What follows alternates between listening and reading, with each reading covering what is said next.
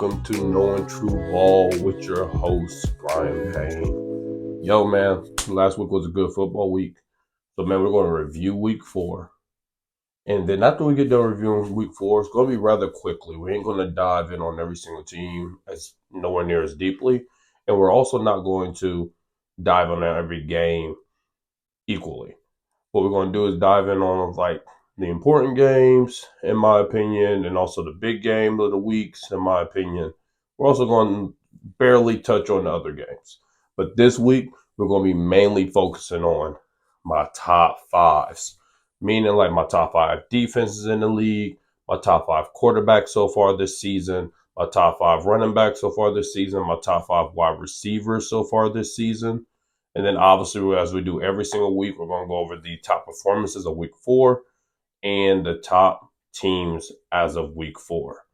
So at this point, let's go ahead and dive into this. This first group of teams, this first group of games, we're going to call this the play clock segment because we're not going to spend a whole lot of time on it. I don't plan on spending no more than 40 seconds, which is the play clock for the NFL offense. So that's what we're going to do. So let's go ahead and get started off in the play clock segment with the Falcons and the Jaguars. This game was played in London.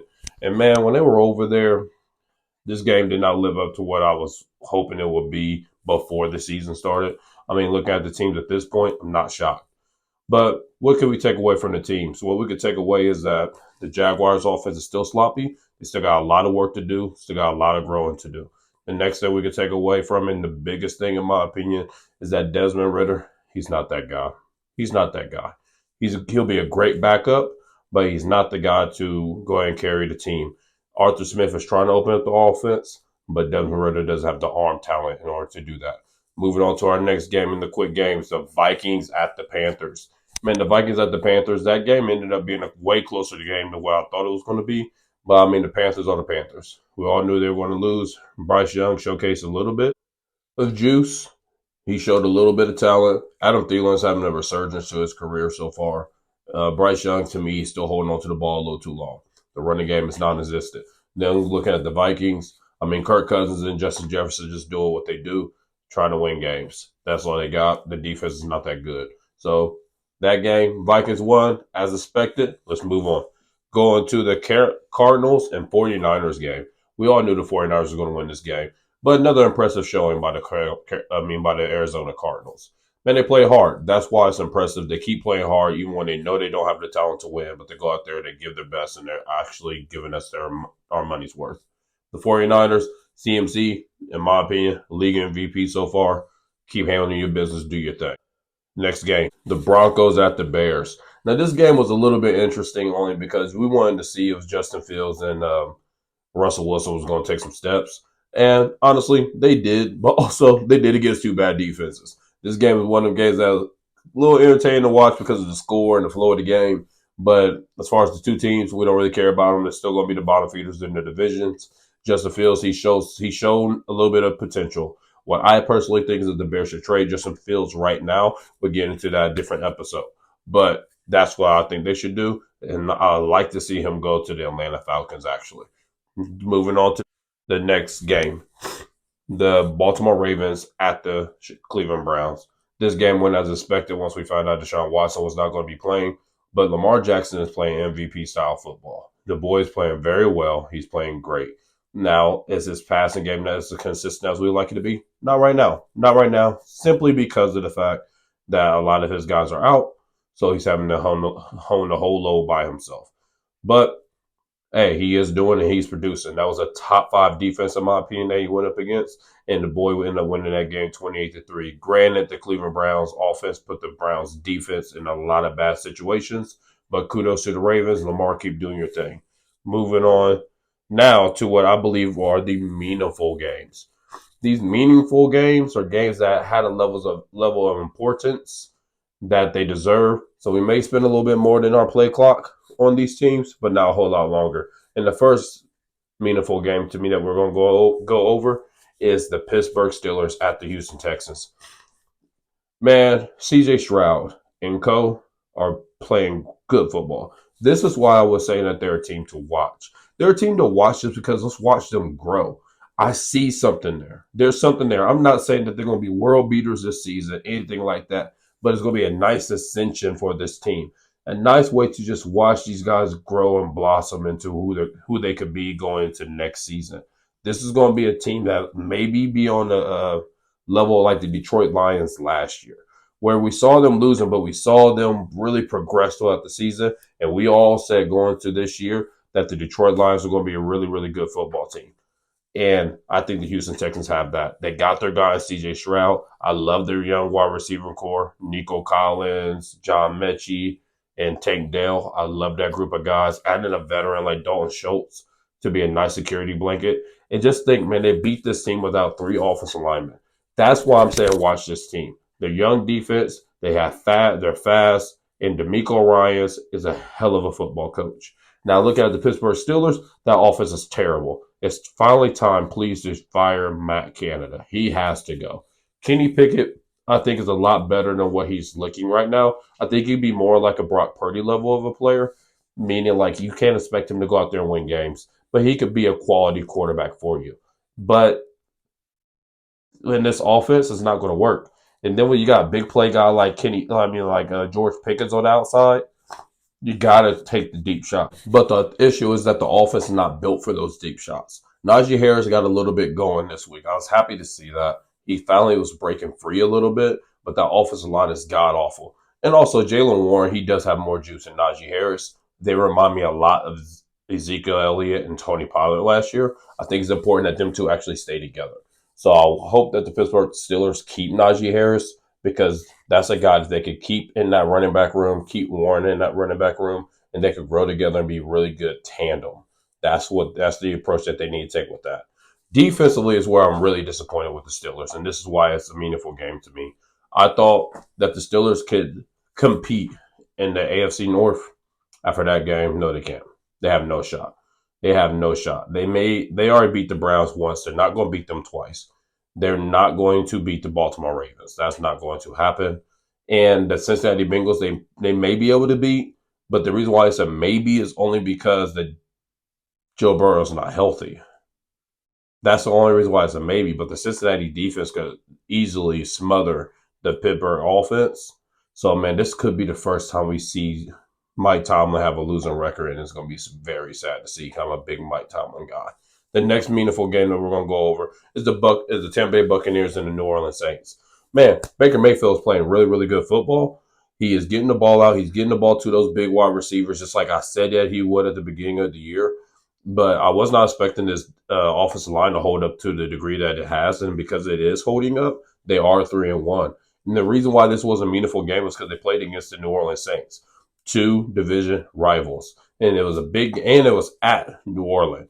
So it was a big game because the Saints were supposed to be the class of that division, but now they're sitting at 2-2, and Tampa Bay sitting at 3-1, and Tampa Bay has beaten two division opponents so far. So they have a nice head start, a nice kickoff to the season. And the New Orleans Saints offense is looking very, very stagnant.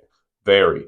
Derek Carr is not getting the ball out there. Granted, his shoulder may have still been hurting from that AC joint injury, but they are not attacking through the air. They are not getting the ball where it needs to be. And more importantly, they are not finishing drives. And when you can't finish drives, you can't score touchdowns. So when you can't score touchdowns, you will lose those games. And that's why they lost these games. Look at the score. The score was 26-9. Those 9 points are touchdowns instead of 3 field goals. The score is 21-26. Now we're talking about a whole different ball game. Who knows how the flow of the game goes? But the issue is that they keep settling for field goals. They can't get in the end zone. And that's the hindrance for the New Orleans Saints. The defense is also okay. They're just teetering on okay. I think they're top 10 according to statistics so far. But the thing is, they should be better than that. They are a better team than that, which makes me question Dennis Allen as a head coach.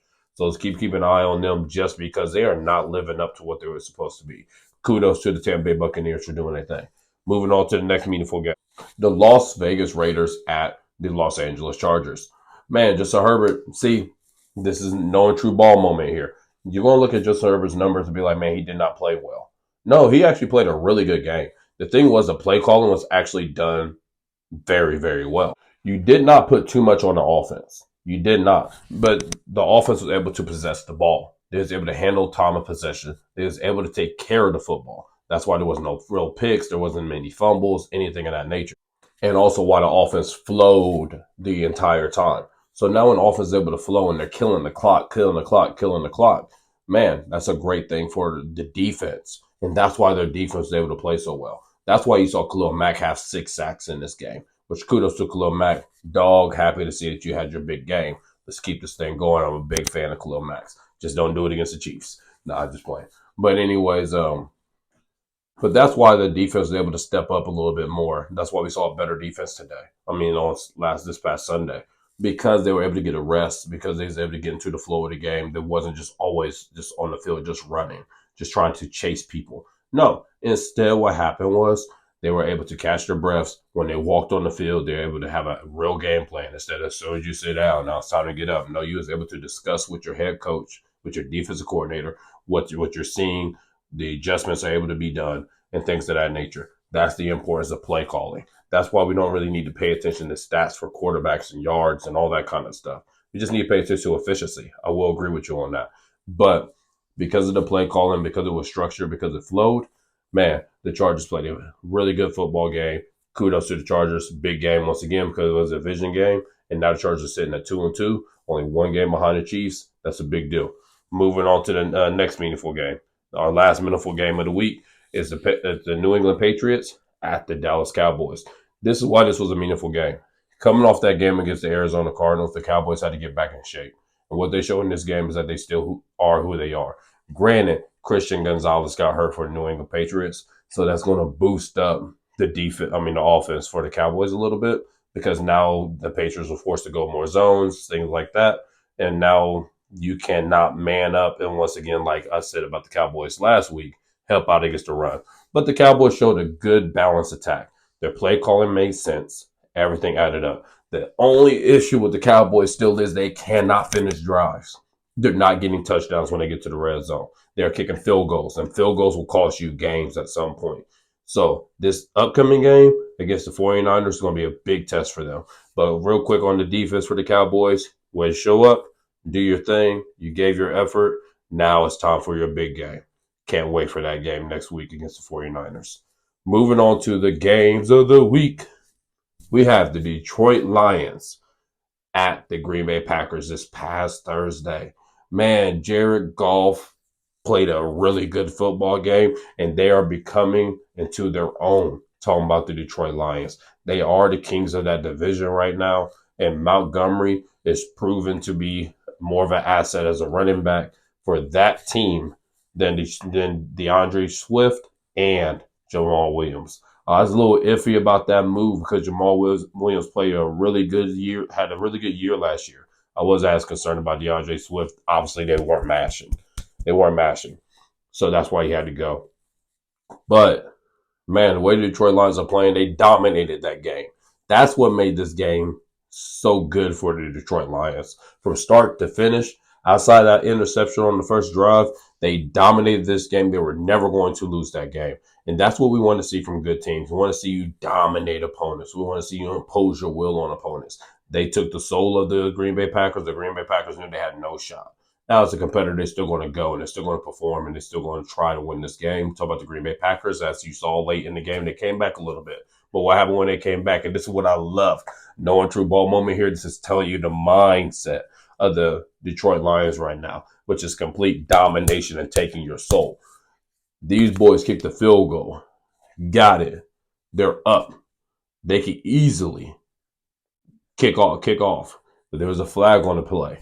And instead, Dan came and said, give me that ball back. You're going to pay for that. You're going to pay for that. And when they took that ball back, they executed. They killed the clock and scored another touchdown. Put the game out of reach. There was no shot for the Green Bay Packers to come back. They took their soul. They know who they are. They're doing what they're good at. And they're not backing down from nobody. So, man, Detroit Lions, great win to see you guys keep this up. Moving on to the next game of the week. The Kansas City Chiefs at the New York Jets. This should not have been in this category, but it ended up being there. And the reason why I really don't want to talk about is because Patrick Mahomes, man, that was the worst game I ever seen him play. He still showed his MVP form at the end of the game, making plays, getting the ball in field goal range. Once again, guys, I don't really get into penalties. It's a waste of time. Should it have been called? Probably not.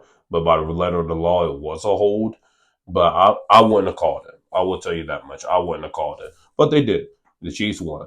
So we got to move forward with that. But the big thing that I want to talk about this game is the true weakness of the Kansas City Chiefs. A lot of people are trying to bring up these wide receivers. They are not the weakness. They were the weakness week one, but they have not been the weakness since. Andy Reid is calling the plays and putting guys in position to make the plays. He is not depending on those wide receivers the way that he did week one.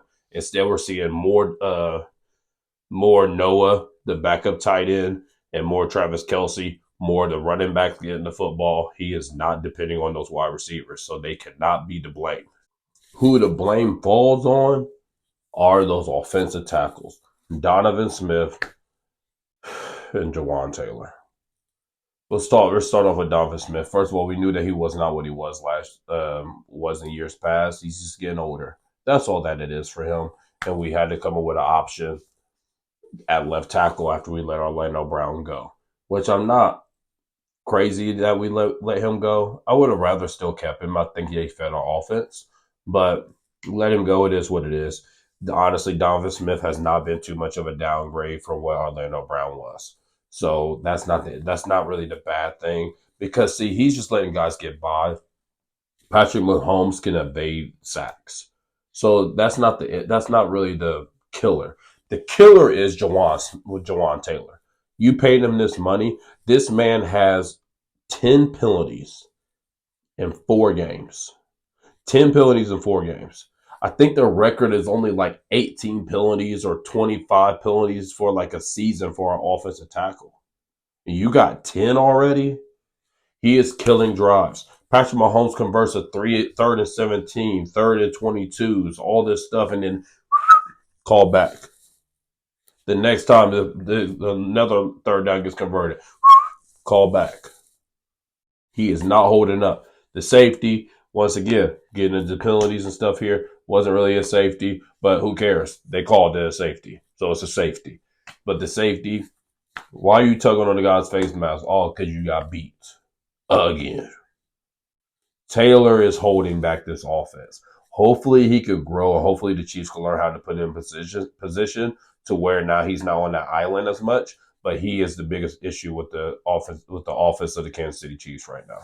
But going to the New York Jets, though. The New York Jets, man, they played a really good football game. But see, remember what we was talking about, the no and true ball moment once again from last week. We was talking about the Jets defense. And I told you that the Jets defense was still a very elite defense. The issue was they had no confidence because they had no confidence in that offense. But notice what happened when that offense started clicking. Notice what happened after that sack. And then they go down and score a touchdown. Then that defense started feeling themselves. They started feeling themselves and they started becoming their own. They started becoming the New York Jets defense that we saw last year and in that first game against the Buffalo Bills. That is what the confidence does. Man, it was a tough loss for them. Zach Wilson, you played a hell of a game. I'm not going to go as far as some people try to make it sound like you did otherworldly things. No, you did otherworldly things according to yourself. That's what you did. But I do think that you could build on that. I do think that they changed the offense to help Zach Wilson a lot. They shortened his reads, shortened his progressions, got him on the roll, got him rolling out. Man, I think it was a great offensive game plan. I do think that this week against Denver, they could take another step in building confidence. And once you build confidence, especially for a guy like Zach Wilson, because Zach Wilson has the arm talent. This is not a Desmond Ridder situation. They're actually the two complete opposites. He has the arm talent. We saw the back shoulder throws that he was throwing against the Kansas City Chiefs. He has the arm talent. It's just a matter of working on his mind and working on his confidence. If he could get those two things going, he could be a solid quarterback in the NFL. I'm just saying solid. I don't think he ever could be a star, but he can become a solid quarterback in the NFL if he can maintain those things. But good game by Zach Wilson. Good game by that offense. You need to focus on getting the run game going a little bit more. That's my biggest weakness. That's my biggest issue with the Jets offense as of this week. Get that run game going. You're going to need Breece Hall. You're going to need Dalvin Cook down the line. Moving on to the next game, the Commanders and Eagles. This game was not supposed to be in this territory. More of just a meaningful game because it was division rivals. But man, that game went to overtime. And the Commanders are just a hard fighting football team. They are a team just like the Arizona Cardinals that I feel like you do not want to play against. Now, what you saw in this game is what I was expecting the Commanders to do against the Buffalo Bills. But kudos to the Bills, man. They went out there and dominated them dudes. But notice how this defensive line was suffocating Jalen Hurts. There wasn't a whole lot of running, a whole lot of roaming around for him. That's why I fear right now with the Eagles that people are really catching on to his scrambling. And also, my other issue with the Eagles is that the offensive line is not as dominant in pass protection as they were last year. So that those are things that I'm kind of concerned about. But I also think that those are things that I'm concerned about because of the new offensive coordinator. I think he's putting more onus on staying in the pocket and throwing from the pocket and running traditional route concepts than what they ran last year, which I actually think is going to be great for Jalen Hurts' game. And what's amazing is that they're doing this and they're still winning. So like it's actually has not been a hindrance at all to their team. So just continue watching them grow. They will grow into it. But man, they found a good running back in DeAndre Swift. They're finding ways to get AJ Brown the football. I'd like to see a little bit more Devontae Smith touching the football. I would like to see. I'm a fan of the two number ones, your top two receiving threats running route concepts together. But they are, along with another team that we'll get into next, putting their two wide receivers on each side. Man, when you put both of them on one side, they're flooding this side, which has hella help now on this side, which now means that there could be more open spots to hit them to get open because you can only double team one of them. You can't double team both. You can't bracket both. So that's why I personally think that they should go more that route, just a little bit more, just a little bit, not changing your whole offensive scheme. Just do it a little bit more, and I think that would help out Jalen Hurts and those wide receivers. But man, the defense, they're playing good run defense still, but their issue for the Eagles that we need to continue watching is their pass defense. Man, that back end is not performing as well as they should. Granted, the Commanders have a very underrated offensive weapon core. Their offensive weapons are very good. The issue with the Commanders is just the quarterback. You don't know what you're going to get. Which from Sam Howell, good game last night. Sunday. You played a really good football game. You did not turn the football over. You kept the offense on pace. You kept the offense in rhythm and flow of the game. You gave your boys a chance to win. And that was a hell of a drive to tie the ball game up at the end. So kudos to Sam Howell. You played a really good football game, unlike last week. Way to bounce back, young boy, and try to keep building. Try to become the franchise quarterback of the Washington Commanders. Why not? Why can't it be you? Give it a shot. But moving on to our final game that we're going to discuss about from week 4, and this was the true game of the week. And we're going to spend a little bit of time on this game. And that is the Miami Dolphins at the Buffalo Bills. Man, the Bills blitzed the Dolphins. They blitzed them. The Dolphins was not ready for that game. The Dolphins was not ready for that smoke. What you saw, in my opinion, of that game was that you saw a team in the Buffalo Bills that's been in big games several times. Talking about the several times they played against Kansas City in the regular season, played against Cincinnati Bengals in the regular season, played against the New England Patriots in the regular season, going to the playoffs, playing against the Baltimore Ravens, playing against the uh, Kansas City Chiefs in the playoffs, playing against the Cincinnati Bengals, playing all these meaningful football games. And what you saw from the Dolphins was a team that has not played those type of games. That's what we saw. Because Tua, he has not played playoff games like that. You gotta remember he got hurt last year. And last year in those games, he did not perform to the greatest of his abilities last year, like at San Francisco last year. I want to say they played against the Chargers last year. He didn't play a great game there. Like those games, he's struggling. And I want to say that when they played at Buffalo last year, he did not play well in that game. And part of it could just be how the Buffalo Bills defense is built. They are built finessed, okay? They are built fast. But the issue is the Miami Dolphins offense is built even faster. But even though the Bills are a smaller defense, they are big compared to the Miami Dolphins offense. So now when you got that size advantage, but you also have the speed, they were meeting the Dolphins' speed with power. And they were hitting them boys. Hitting them boys. They had a great game plan to slow down Tyreek Hill, a great game plan to keep an eye on Jalen Waddle as well. Tua, he really struggled in this game to me. Now, this loss isn't on Tua, though. This loss to me is on the defense. This loss is not on Tua. Man, the defense, when you let these guys score a touchdown in pretty much every possession, when you're getting points on every possession with ease, that's on you guys. The defense has a lot to do on that side of football. They desperately just showcase that they need Jalen Ramsey back ASAP. But as far as the offense goes, I did like to see the run game. I wish that they could have ran the football more, but the issue was that the defense was not holding up. And the lead blew up so fast for the Buffalo Bills that the Miami Dolphins playing catch up really, really early. So I understand why they fell into the play calling that they fell into. But the running game for the Dolphins is playing very well. The issue is with the defense. And this is why this has always been a weird question for me. So listen to me, pay attention, please. Knowing true ball moment here, pay attention. Tua Tagovailoa is a top quarterback in the NFL. He does deserve to be in that top quarterback conversation. And his superpower is his accuracy and his anticipation. That's what he does. But remember last week when I was telling you that they have total faith in the play calls when they come in.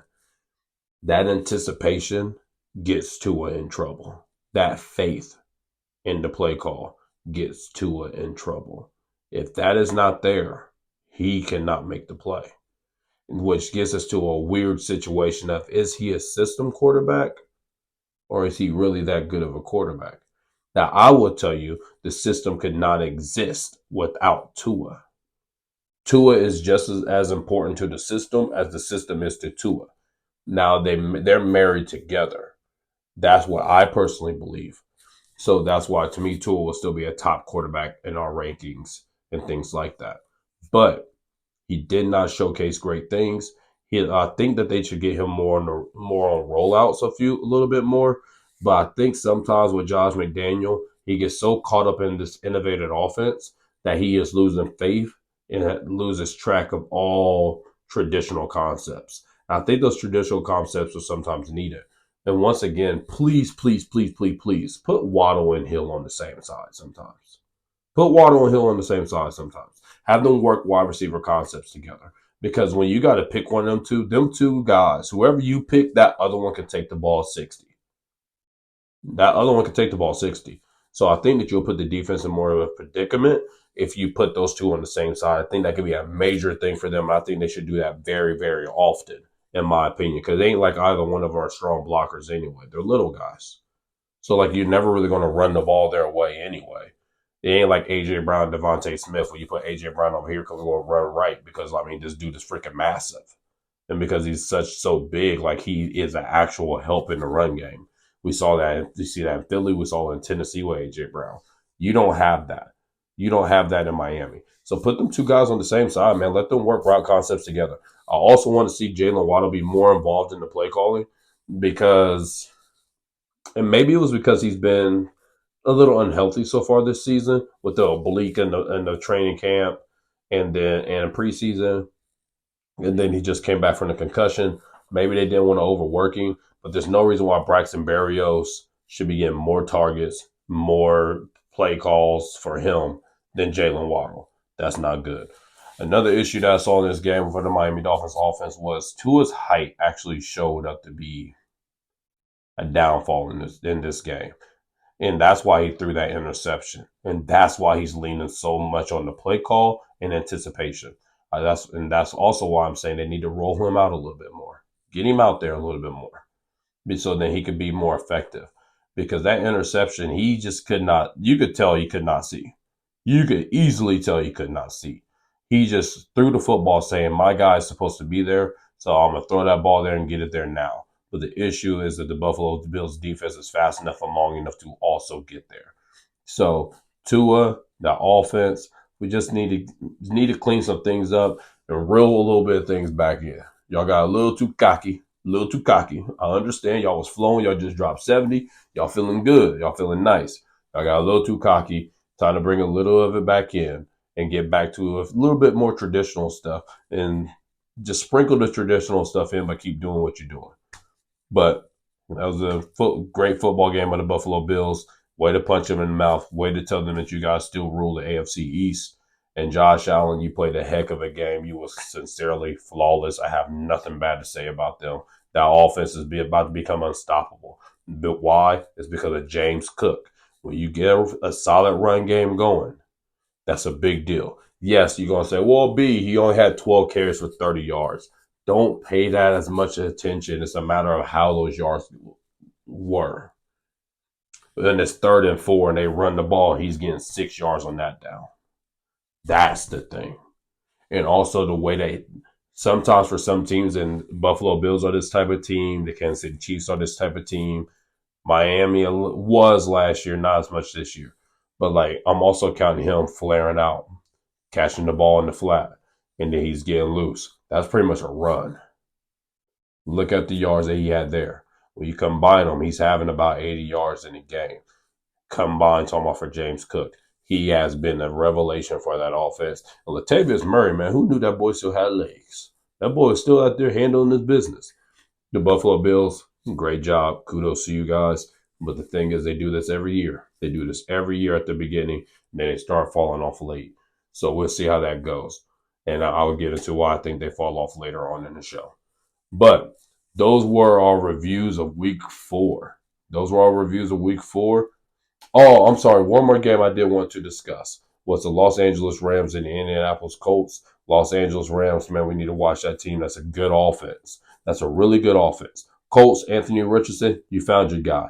I like Anthony Richardson a lot. We just need to continue working on the play call, continue building the offensive line.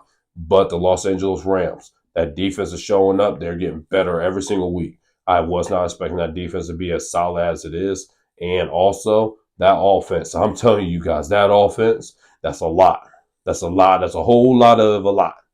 That offense, man, when Cooper Kupp come back, is going to be far more efficient. They're going to be way better even in the goal lines because Cooper Kupp is that type of wide receiver that can completely change the game. And they finding this young man, Puka Nacua, man, Puka Nacua and Cooper Kupp, they can play together and see what Sean McVay is going to do. He's going to have them run route concepts together, just like he used to do with Robert Woods and Cooper Kupp back when Robert Woods was there. And then also once Robert Woods went out and Odell Beckham Jr. came in, had them do the same thing. Watch this offense, man. They have a real shot at making the playoffs because the NFC is not that strong. They can make the playoffs and they can play very well. And I would not want to play against them because Matt Stafford is playing some of the best quarterbacking football in the NFL right now today. Now, moving on to our next group, the real point of this episode, my top 5s as of week 4. Top 5. And the reason why we're going over this, man, hey, bro, we're pretty much a quarter into the season. Yeah, they had that 17 game, so like you got to kind of pick and choose. But we're just going to say we're a quarter into the season. And we'll do this again at week 8, after week 8, and we'll do it again after week 12. But at this quarter mark of the season, let's go over the top 5s of this point. And the first top 5 that we're going over are my top 5 defenses. And number 5, bro, we're going to go with the Kansas City Chiefs. The Kansas City Chiefs, they're playing very good defense. Against the Detroit Lions, they only let up 2 touchdowns without Chris Jones or without their prize free agent on the field. Man, that's a big deal because the Detroit Lions are showing that they can really score some points. And the Kansas City Chiefs held them up. In week 1, I wasn't really sold on it. I was like, it's week 1. You never know. But see, now we're starting to see a trend because when in week 2, the Kansas City Chiefs won that game 17-9. 17-9. They weren't letting up no points in that game either. Then moving on to week 3 against the Chicago Bears last week, the Kansas City Chiefs dominated them again. And then going into this week against the New York Jets, they did not live up as much to expectations, but they held together enough. And that's why they fell down to like number 5 for me. Before this game, they would have been higher. But right now, they're about number 5. But the Chiefs' defense is playing good. And the reason why they're playing so good is because they had such a young secondary last year that had to play that this year These guys are very experienced. They know how to play in this offense. And so now when these guys, they are really good in man, which allows the Kansas City Chiefs to blitz a lot. We could blitz a lot. And now allows Chris Jones to be one-on-one and so on and so forth. And the Chiefs are doing this also without two of our big players, like Nick Bolton. He's out. That was for you guys that don't know, that was a linebacker that picked up the fumble from Jalen Hurts to score a touchdown in the Super Bowl. He's a really good football player. I love him. I hope he can stay with the Chiefs for a long time, but that boy is going to demand a contract. And he deserves it. He deserves it. But the back end of the Chiefs is playing really good football, which now helps the front end. Because when those boys could lock up out there for a solid 3 seconds, that's a lot of time that you got to hold Chris Jones in front of you as an offensive lineman. And man, the pass rush for the Chiefs have been pretty solid, like I said, especially when you add in the blitzing and all those type of things. The Kansas City Chiefs defense has been playing good football. The number 4 defense in the NFL right now is the Cleveland Browns. And the reason why they dropped down to number 4 is because of this past week's game. Before this week's game, man, they may have been top 2, top 3. But man, that defense is elite. Myles Garrett, still a dog. Even last week, the boy had a fabulous game last week. Man, the Cleveland Browns defense, they have no holes really. They could pass rush. Their biggest hole was supposed to be their linebacking core, but their linebacking core is not playing bad football. Not playing bad football at all. But their defensive line is elite. Their back end is elite. Greg Newsome, he's playing good football. Denzel Ward is playing to the level that we all believed that he could always play going to the league.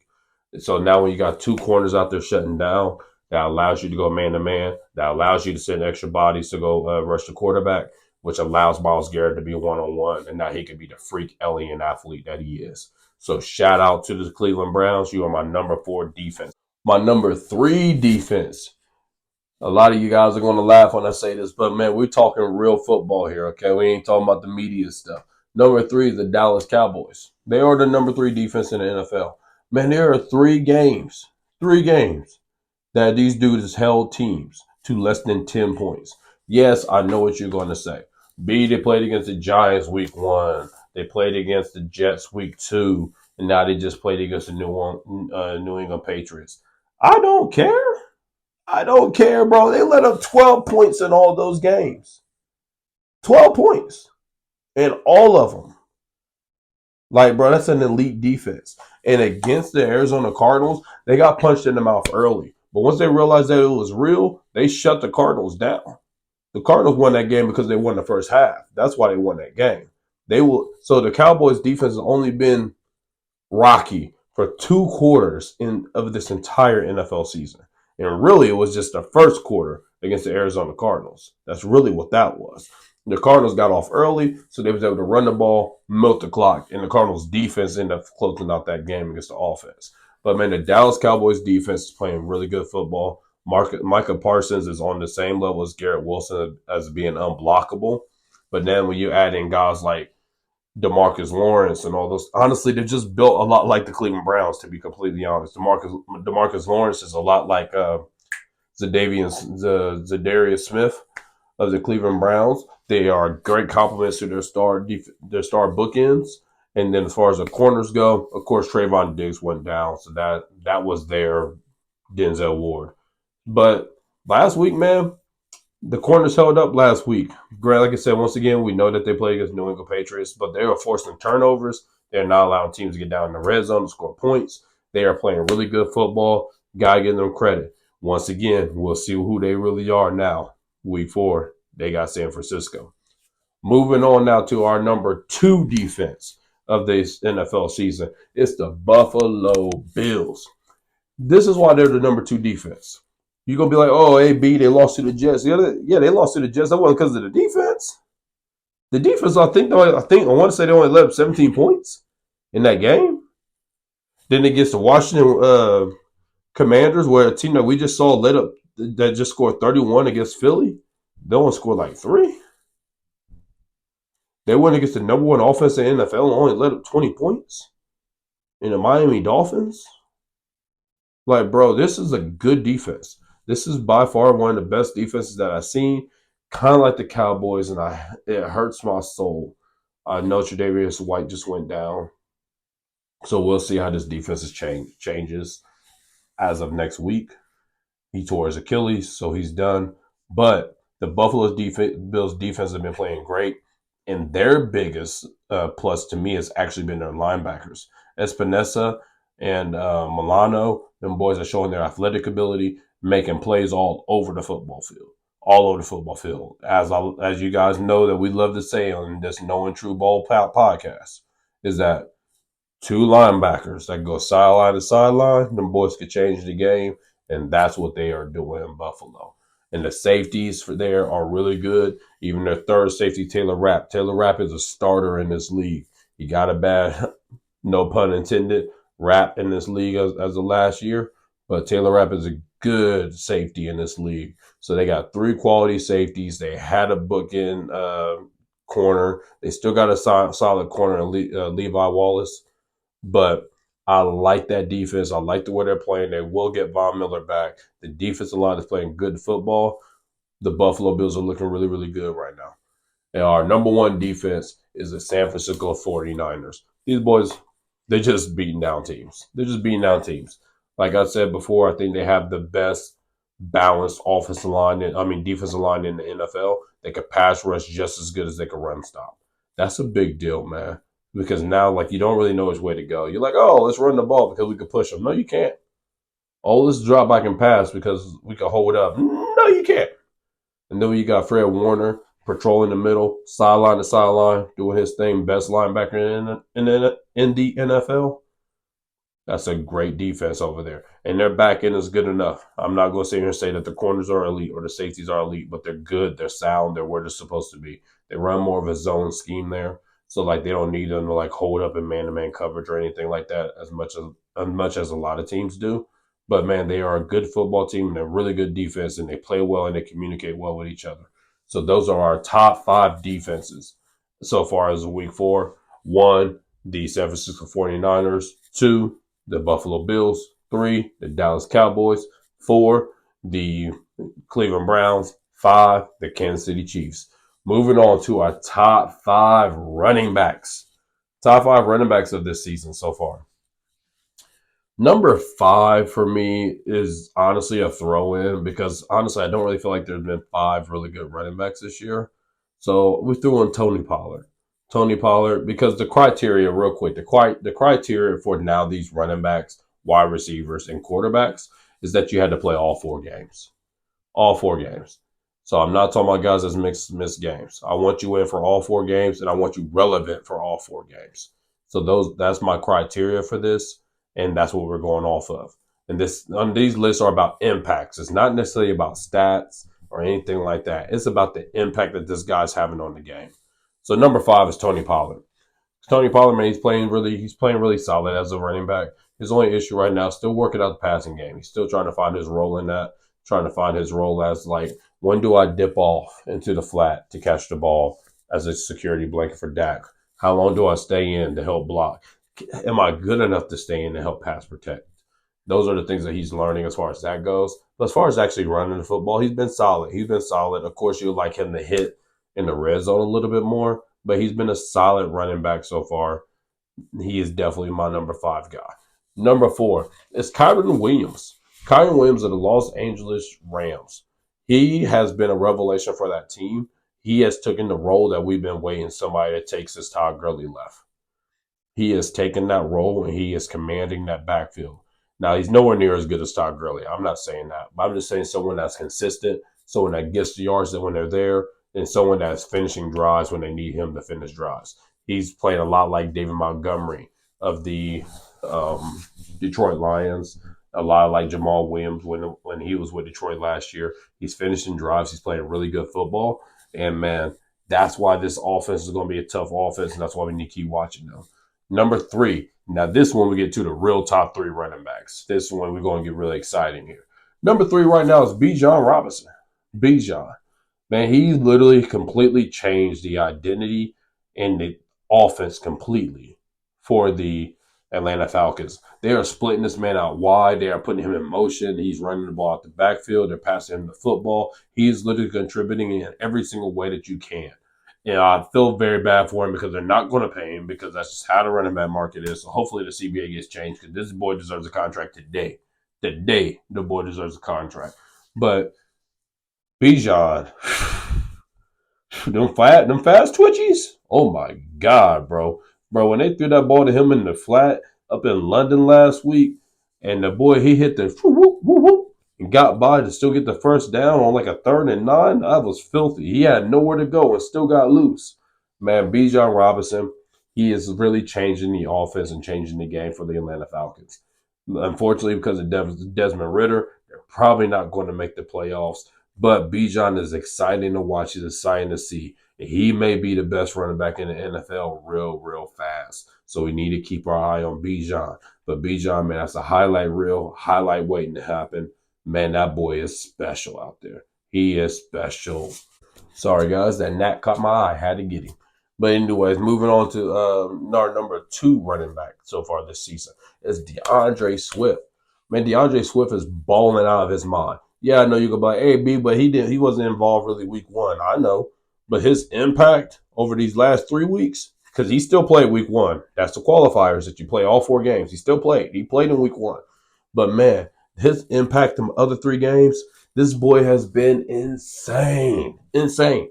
And he has added a whole nother dimension to that offense in Philly. And that's why Philly is still able to win games while they're figuring out their offense. Because that offensive line and him, they are in sync. And he is hitting them holes that Jason Kelsey and them big boys up front are creating. And he is exploding through them. He is finishing drives. He's finishing on the goal line. He is doing everything back there. He is also receiving the ball from the backfield. DeAndre Swift is balling out, and I'm very happy for him. I don't know what kind of contract he's going to be able to command this year. He definitely ain't going to get it from Philly because they do not pay running backs. They don't, and this is why they don't. That's why they let Miles Sanders go. Look, they let him go. You got DeAndre Swift, and you're actually better. So that's the thing with them. But DeAndre Swift, man, he's playing great football. By far the second best running back in the league as a week 4. Our number 1 running back, there ain't really much to talk about. Obviously, is CMC, Christian McCaffrey. Man, Christian McCaffrey is the offense of the 49ers. Now, let me revert back a little bit. I was not expecting that. I was not. See, I knew that he would be elite. Obviously, he's CMC, like he's a dog. Give him the football. But kind of like I thought with Bijan, I thought he was going to be more just like a upgrade, just an upgrade to the offense. He's supposed to be more of an upgrade over Elijah Mitchell. And like I thought Elijah Mitchell would still have a role in this offense. And like last year, that's what CJ was. That's what CMC was. He was just an upgrade. They didn't run the offense through him like how they are this year. This year, they are running the entire offense through CMC. And CMC is producing on a crazy level. Crazy level. Now, I'm very happy for him. The boy is scoring touchdowns every single week. Notice I said touchdowns every single week. Bro, you could put a bet in on Christian McCaffrey getting an anytime touchdown. That's cash in. Bro, I'll play against Christian McCaffrey this week in fantasy. In a non-PPR league, this man is rated to get 20 points. He's projected to get 20 points in a non-PPR league. That's how elite this dude is right now. Like, bro, Christian McCaffrey, bro, he's on another level right now. I can't wait to see what he does against the Dallas Cowboys because the Dallas Cowboys have enough speed to keep up with him. But he's a dog. I still know he's going to do his thing, but I'm just excited for this upcoming game. But Christian McCaffrey, so far, he is the best running back in football. Honestly, he's the best playmaker in football right now. And I actually think he should be the league MVP so far in this season. Christian McCaffrey is balling. He's going crazy. Congrats to him. So those are our top 5 running backs. Christian McCaffrey 1, DeAndre Swift 2, Bijan 3, Kyron Williams 4, and number 5 is Tony Pollard. Those are our top 5 running backs. Moving on to our top 5 wide receivers so far this season. Man, we got that number. Well, I'm going to stop real quick at the number. Our honorable mention so far for this season is going to be Puka Nacua. Bro, Puka Nacua, as a 5th-round rookie out of BYU, is losing his mind out here. He's playing great football. Great football. The only reason why I can't put him quite in the top 5 is because he's not getting the touchdowns that I wanted, that I would like to see so far this year. But the impact that he is a top 5 wide receiver so far because of impact. But he deserves an honorable mention. Keep an eye on him. I cannot wait to see what him and Cooper Kupp do together. But Puka Nakua is a beast, bro. He's a beast. He can run the entire route tree. And I'm excited to see what he does when a guy like guy like Cooper Kupp comes back into the fold. But our number 5 wide receiver is Keenan Allen so far this season, which I'm happy to say because Keenan Allen might be one of the top 5 route runners in the NFL. And this dude has been a productive wide receiver for years. But because of that offense, we never got to see the explosiveness of Keenan Allen. And this year, we are seeing it. We are seeing the explosiveness of Keenan Allen. And Keenan Allen is out there making plays all over the place. The boy is balling. He is flourishing and is killing more offense.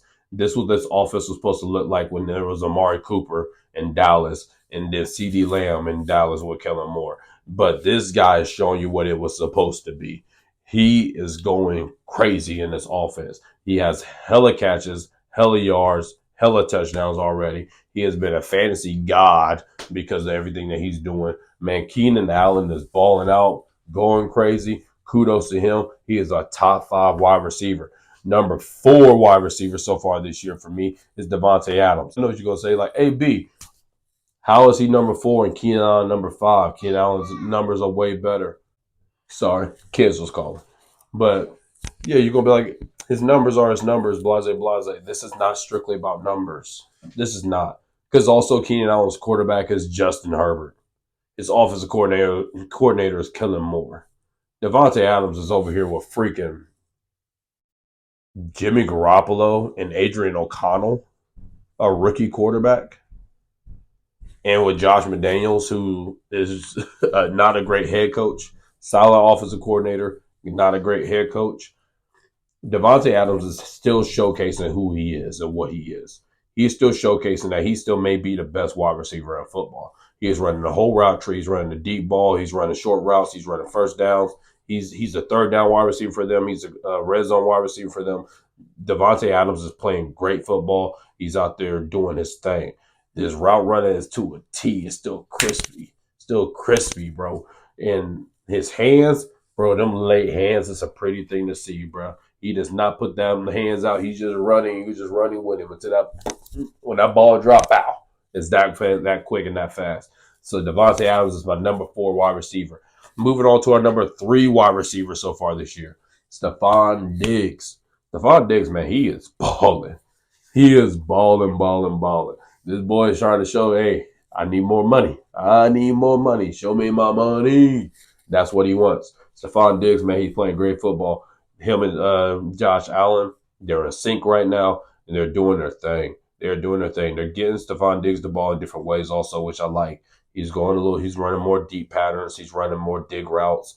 Yeah, I really like what I'm seeing. I feel like last year they did a lot of short stuff with Stephon Diggs, using more just a security blanket. Obviously, he still is a top wide receiver in the NFL. I'm not trying to say that he wasn't. But I love that they're adding more explosiveness to his game because he has that juice. That's what he is known for in Minnesota. He just grew into what he is today. And so I'm happy to see that they're getting back to that. Happy to see that they're opening the offense back to that as well. And I'm happy to see that it's controlled.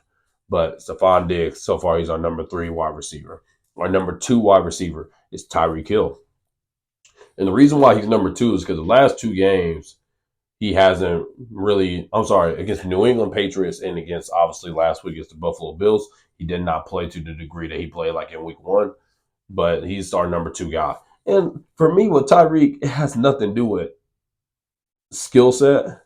His route running is not top 5. His hands even are not top 5 to me. But that boy's speed, oh my God, bro.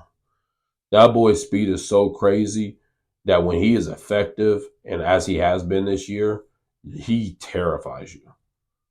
You are not scared of Keenan Allen. You're not scared of Devontae Adams. You're not scared of Stephon Diggs. You are scared of Tyreek Hill. That boy, he could take a play from 60 yards like that. Tyreek Hill is the second best wide receiver in football right now.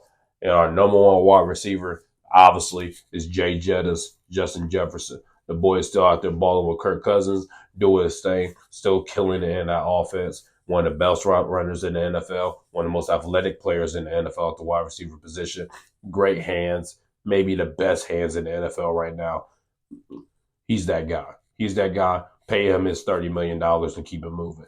But those are our top 5 wide receivers. Number 1, Jay Jettas, Justin Jefferson. Number 2, the Cheetah, Tyreek Hill. Number 3, Stephon Diggs. Number 4, Devontae Adams. And number 5, Keenan Allen.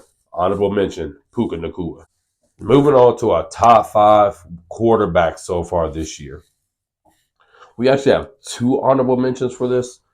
One of our honorable mentions is going to be Brock Purdy. We got to bring him up. Man, the 49ers are undefeated. He's not turning the ball over. He's handling his business. He's doing his job. But the thing is, he's doing his job on an excellent level. And because he's doing it on that level, they have not been in position to lose any games. Any games. So, man, we want to give him a little bit of credit. The second honorable mention so far, and the only reason why he's an honorable mention because there are some interceptions that he's thrown that I have not liked, but Matt Stafford. Matt Stafford has had the prettiest football throwing so far this season in the NFL. His ball placement is ridiculous. I mean, you go to that Indianapolis Colts game against the Rams this past week, and I want to say it's the first quarter, about middle of the first quarter, leading to their second touchdown drive. He throws a ball on third and 3 or 4th and 3. I think it was 4th and 3 actually. He throws the ball to Van Jefferson. Bro, I'll tell you that window was this small. It was this small. And that ball was put on the money where only Van Jefferson could get that. And right now, he's the only guy in the NFL that can throw that ball. That he's the only guy whose arm is doing that. His confidence level is like that. Man, when Cooper Kupp comes back, he will be a top 5 quarterback in this league right now. But right now, he's going to be our number 6 guy because, like I said, the interceptions I'm not liking because he's taking. The Rams have played above their weight right now. But part of the reason why they are is because of how good because of how good Matt Stafford is playing. I was wanting to say Sam Bradford. He never was that. But Matt Stafford's playing. But because he has to play at this level, he has to take risk. That's why his ball placement is off the chain because he has to throw these balls. That's the only way they have a shot to compete in these games. So here and there, he's throwing this ball that makes no sense to be thrown and it's getting intercepted. That's why he's number 6 instead of in the top 5. But man, Matt Stafford, if you want to see some pretty perfect quarterback play, perfect ball placement, it's Matt Stafford right now in the NFL. But getting to our top 5, Jared Goff, kind of like Brock Purdy, he's doing his job, but man, we're going to give him some praise because he's also making plays. He's also making plays. He is the leader of that offense. See, Brock Purdy's not the leader of that offense. The leader of that offense is Christian McCaffrey. And then you got Deebo Samuel, you got George Kittle, so on and so forth. Jared Goff is the leader of that offense. He's the leader of that offense. It goes Jared Goff, then St. Brown, then Montgomery, then so on and so forth. Man, Jared Goff is playing really good football. Keep doing your job, bro. Keep handling your business, and you guys will win the NFC North and be a factor in the playoffs. Moving on to number 4, Justin Herbert. Justin Herbert, man, he's playing MVP caliber football. He's playing great football. The issue is just that his coach is not going to allow him to get the MVP. But, man, Justin Herbert, he's out there doing his thing. He's flinging that rock. He's playing the Kellen Moore system the way that Kellen Moore always intended it to be played. Now, even when Kellen Moore is calling some bonehead plays, Justin Herbert is still making those plays happen and still making them look good. I mean, they're sitting at 2-2 right now, but Justin Herbert, he's playing MVP level football. Moving on to number 3, Lamar Jackson. I know a lot of you are going to be like, man, well, Lamar, he's not doing what Justin Herbert's doing. Yeah, he's not. But the thing is, he's playing winning football. He is acclimating himself to whatever's around him.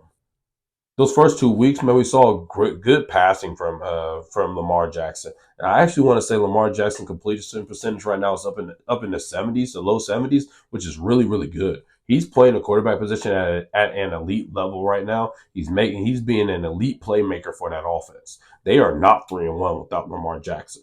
You put another quarterback there, they will not be 3-1. Lamar Jackson's out there doing his thing, handling his business, playing great football. Great football. And that's why he's our number 3 quarterback so far this season. Our number 2 quarterback so far this season is Tua Tagovailoa. Tua is balling. Tua is balling. And even in that Bills game, like I said, that loss was not really on Tua. That loss was on the defense and the play calling. But Tua, he was playing good football in that game as well. When the score started separating, that's when you started seeing the interceptions and some mistakes. But that's because he's chasing. When you're chasing, you're going to make mistakes.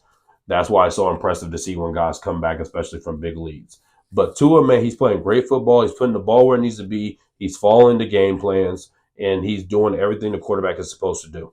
He is just being a leader on that team, and he is doing a great job at it. He's getting the ball in the hands of his playmakers and letting them make plays. Tua is the number 2 quarterback so far this season. Our number 1 quarterback so far this season is Josh Allen. Yeah, I know. Week 1 was ugly. Week 1 was ugly. But when you look at all these guys, every guy's had an ugly week so far. I'm not saying Brock Purdy's going to be number 1, and Jalen Hurts has not played to the level to me to be number 1 or even on this list right now. He's been very up and down. But Josh Allen, outside of week 1, when he was trying to play hero ball, man, the boy's been unstoppable. And what really put it over the top was against Miami. He played against a real quality defense against with the pressure of the opposing team's offense that was going to put up points. And Josh Allen went out there and he put up points like this. He was not playing no games, bro. He was putting up points every possession, handling his business, doing his thing. Josh Allen is our number 1 quarterback so far this football season. So our top 5 quarterbacks as of week 4 are Jared Goff, number 5, Justin Herbert, number 4, Lamar Jackson, number 3, Tua, number 2, and then our final number 1 guy is Josh Allen. Sorry, I did that backwards. I was doing that just counting up to 5. But our number 1 guy is Josh Allen. We had 2 honorable mentions with Brock Purdy and Matt Stafford. Our top 5 performances of the week are the Buffalo Bills defense is number 1. And you want to get the best offense in football, you completely shut them down. Man, Buffalo Bills offense, they showed up and did what they're supposed to do. So it's just the Buffalo Bills team that's the number 1 performance so far this week. I mean, as a week of week 4. Our number 2 top performance of week 4 is CMC. The boy got 4 touchdowns. Nothing more to say. Number 3 top performance of week 4 was David Montgomery. David Montgomery and that offensive line deserve all the credit in the world, bro. Them boys went out there and they dominated the Green Bay Packers. They dominated them. He scored 3 touchdowns in that game, and he and that offensive line controlled the game from start to finish. Our number 4 top performer of last week was Puka Nacua. Puka Nacua, man, they leaned on him a lot in that Indianapolis Colts game, and he scored the game-winning touchdown in overtime. Puka Nacua, man, he's having a great season. So far, he's my offensive rookie of the year so far. I know that there's Bijan Robinson. I know that, and I understand that. But see, Bijan, man, he unfortunately his team, he's not as involved with the offense as Puka Nacua is. Puka Nacua is the offense with Matt Stafford as of week 4. Over the course of the season, offensive rookie of the year will probably go to Bijan because Cooper Kupp's coming back. But as of week 4, Puka Nacua, he may be the offensive rookie of the year. But he's our number 4 top performer so far. Our number 5 guy is going to be Baker Mayfield, man. We're going to show him some love out there. He went out there and won a tough game. He won a tough game, a very important game. Man, Baker Mayfield deserves a lot of love. He's handling his business. His ball placement has been pretty solid. Him and Mike Evans have a great rapport. And then what I really loved about this game was that Mike Evans got hurt, and he kept attacking. He kept attacking with Chris Godwin and those other guys in that offense. So, man, big shout out to Baker Mayfield, especially when your running game is not very good and you're still handling your business. Baker Mayfield is playing great football right now. He's our number 5 guy. Our top 5 teams as of week 4 is number 1, the San Francisco 49ers. Needless to say, until somebody knocked them off, they're probably going to be number 1. Number 2 is going to be Philly. They're number 2 until somebody knocks them off as well. Them boys are not playing their top ball. I think they will get there one day. But for them to still to be undefeated, that's tremendous. Our number 3 team is the Buffalo Bills. That's where they have to fall right now because, man, they just got done beating down the Miami Dolphins. Number 4 is still the Miami Dolphins. Yeah, they got beat down in that game, but that's not a bad loss. Like, they lost to the Buffalo Bills. They lost to a team on their level. They didn't lose to New York Jets. They didn't lose to the Detroit Lions. They didn't lose to the Arizona Cardinals. They lost to a team that is on their level because I actually think Miami will beat them in Miami. Number 5 team is KC, the Kansas City Chiefs. They played against a tough defense. They came out with a victory, but it wasn't necessarily impressive. That's why they dropped. But their number 5 team right now is the Kansas City Chiefs. And now leading into week 5, we're just going to go over the important games in the game of the week of week 5. And then, man, we're done. We're getting out of here. the important games for me this week: the Houston Texans at the Atlanta Falcons. A lot of you guys are gonna say, "Why is this game important?" This game is important because the Houston Texans, if they win this game, they're going to be 3-2, and that young core, they're getting better every week. And when them guys are getting better, bro, they can mess around and win that division. They could win that thing. That division is wide open. The Colts are 2-2. They're 2-2. Tennessee's 2-2. The Jags are 2-2. All four teams are 2-2. That's impressive that this young NFL football team can mess around and still win this division. So if they get this win, that could give them a notch up and win that division. And the reason why it's an important game for the Falcons, because if the Falcons lose, they start a downfall in that division. I thought they had a chance to win it, but if they lose this game, I don't think they have a chance to win that division anymore. The next game is the Tennessee Titans against the Indianapolis Colts. Once again, just like the Houston Texans, 2-2. And they're all in the same division. Somebody has to win this game. Somebody's going to be 3-2 with their division win. That's a big deal. Number 3, the Ravens at the Steelers. It's a big deal because the Ravens are trying to maintain being the top of the AFC North. But this Pittsburgh Steelers, if they lose this game, they're done. They are done. They cannot lose this game. And that defense has to perform better than what they did last week. The next important game to me is the Eagles, the Philadelphia Eagles at the Los Angeles Rams. I think the Rams can win this football game. I think they can. This is going to be a big game. We have to watch this football game. This football game is going to have Aaron Donald coming at Jalen Hurts going against Jason Kelsey. Like, come on, bro. That part don't get no better. You got two Hall of Famers in the middle going at each other. But then, man, when you talk about the defense of the Rams that's been playing very good, the offense of the Eagles still trying to find their passing game's rhythm. They're getting better. Jalen Hurts has some MVP moments against the Washington Commanders. But, man, we need to continue seeing that grow. So I'm very excited to watch that football game. And like I told you, the best playing quarterback, ball placement right now is Matt Stafford. Matt Stafford's handling his business. And Cooper Kupp could be back in this game. He should be back in this game. And him and Puka Nacua, they're going to make some noise together. So those are my important games of the week. My game of the week is very obvious. The Dallas Cowboys at the San Francisco 49ers. It's a big game. And it's really a bigger game for the Dallas Cowboys. They need to showcase who they are. Who are you? Who are you? When we saw you in one real situation, you got beat down. You got beat down. So, man, we need to see how that works out. And against the 49ers, just keep doing your thing. Keep driving, keep going, keep going, keep going, keep going. Pound, pound, pound, pound, pound. And Dak Prescott, you're going to have to show up. It's time for you to make some true plays. So that's going to be our game of the week. I think the 49ers are going to win that game. As far as the other important games, I got the Houston Texans beating the Atlanta Falcons. I think they just made more plays. I got the Tennessee Titans beating the Colts. I think they're just going to run the ball to control the clock. I got the Ravens beating the Steelers. I don't think that game's going to be close. I just think that is very important. I actually got the Rams winning at home against the Philadelphia Eagles. So that's our preview of the important games of Week 5 and the game of the week. Guys, we have now reached the end of the episode of Knowing True Ball with your host, Brian Payne. Bro, please like, please subscribe. Please please comment. Let me know how you feel about this episode. We're going to keep trying to build this thing and build our community up so we could keep having great conversations and keep going on. And bro, I love doing this for you guys. It's very therapeutic to me. And hopefully this has also been worth your time. So yes, please like, share, subscribe. Let's keep building our community. And bro, all y'all live well, maintain your health, take care of yourselves, worry about your mental as well. Hey, this is Knowing True Ball with your host, Brian Payne.